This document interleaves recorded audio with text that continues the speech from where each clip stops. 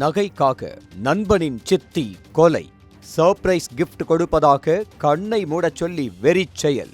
கொன்ற பின் ஜாலியாக ஜனநாயகன் படத்துக்கு செல்ல பிளான். சிக்கியது எப்படி? நடுங்க வைக்கும் பின்னணி. இந்த பிரவீன்குமார் அப்புறம் அவரோட ஒய்ஃப் ஈஸ்வரினியும் இந்த ஃப்ரெண்டு சேதுநாராயணனும் கலெக்ட் பண்ணிட்டு படத்துக்கு போகலாமான்னு சொல்லிட்டு அவர்னு கூப்பிட்டு போகிறாரு. ப்ராவிடன்ஸ் மாலுக்கு போயிட்டு படத்தில் டிக்கெட்ஸ் முடிஞ்சிருச்சேன்னு சொல்லிட்டு அப்படியே போகும்போது கடலூருக்கு போய் பார்க்கலாமான்னு சொல்லிட்டு கடலூருக்கு கூப்பிட்டு போகிறாரு. புதுச்சேரியில் நண்பனின் சித்தியை நகைக்காக கொலை செய்துவிட்டு எதுவும் தெரியாதது போல் நண்பனை அழைத்து கொண்டு ஜனநாயகன் படத்திற்கு சென்ற கொலையாளியையும் அவரது மனைவியையும் போலீசார் கைது செய்து சிறையில் அடைத்தனர். புதுச்சேரி கருவடிக்குப்பத்தைச் சேர்ந்த ரமணி என்பவர் அவரது வீட்டில் அம்மிக்கல்லால் தாக்கப்பட்டும் கத்தரிக்கோலால் குத்தப்பட்டும் கொலை செய்யப்பட்டு கிடந்தார். அவர் அணிந்திருந்த 6.5 சவரன் தங்க நகைகள் காணாமல் போயிருந்தது. விசாரணையில் ரமணியின் அக்கா மகனான சேது நாராயணனின் நண்பன் பிரவீன்குமார் என்பவர் தனது மனைவி ஈஸ்வரியுடன் சேர்ந்து நகைக்காக அவரை துடிக்க துடிக்க கொலை செய்தது கண்டுபிடிக்கப்பட்டது. நேற்று ரமணியின் கணவர் மணி வீட்டில் இல்லாத சமயத்தில் வழக்கம் போல் தனது நண்பன் சேது நாராயணனை பார்ப்பதற்காக மனைவி ஈஸ்வரியுடன் ரமணி வீட்டிற்கு சென்றுள்ளார் பிரவீன்.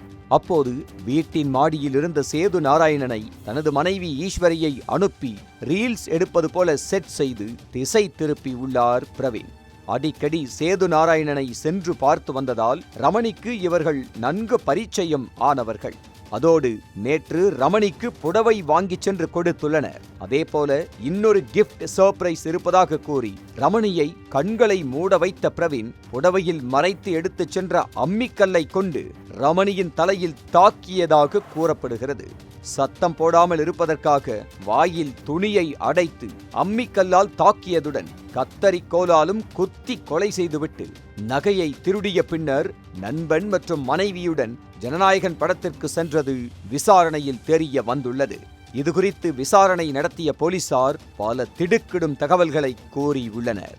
சர்ச் பண்ணுறதுல இந்த நகைக்காக ஆசைப்பட்டுட்டு இவங்க தனியாக இருக்கிறதுக்கு வாய்ப்பு இருக்குது அந்த டைமிங்ஸ் கண்டுபிடிச்சிட்டு அதுக்காக ஒரு திட்டம் போட்டுட்டு இவங்க ஈஸ்வரி சேதுநாராயணன் டைவர்ட் பண்ணிவிட்டு மாடை மேலுக்கு எடுத்துக்கு போயிட்டு அங்கே ரீல்ஸ் பண்ண மாதிரி அந்த காரணமாக காட்டிட்டு இவர் மட்டும் தனியாக பிரவீன்குமார் தனியாக வராரு.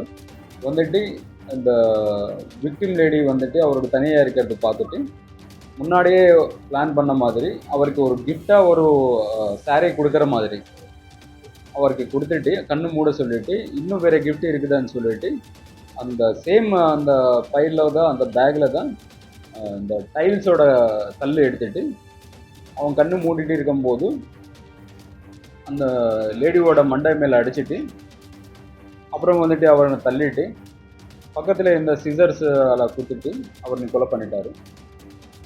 எதுவுமே ரத்தம் வராமல் இருக்கிறதுக்காக அந்த அது செத்து போன பிறகு பாடினை எடுத்துக்கு போயிட்டு பின்னாடி போட்டு வீடு எல்லாமே சர்ச் பண்ணிவிட்டு அவர் பாடி மேலே இருந்த நகையும் ப்ளஸ் பீருவால இருந்த நகையும் சேர்த்துட்டு மொத்தமாக 6.5 சவரன் கோல்டு 2 மோதிரம் எல்லாமே சேர்த்துட்டு ப்ளஸ் மேலே மாடி மேலுக்கு போயிட்டு இந்த பிரவீன்குமார் அப்புறம் அவரோட ஒய்ஃப் ஈஸ்வரினியும் இந்த ஃப்ரெண்டு சேதுநாராயணனும் கலெக்ட் பண்ணிவிட்டு படத்துக்கு போகலாமான்னு சொல்லிட்டு அவர்னு கூப்பிட்டு போகிறாரு.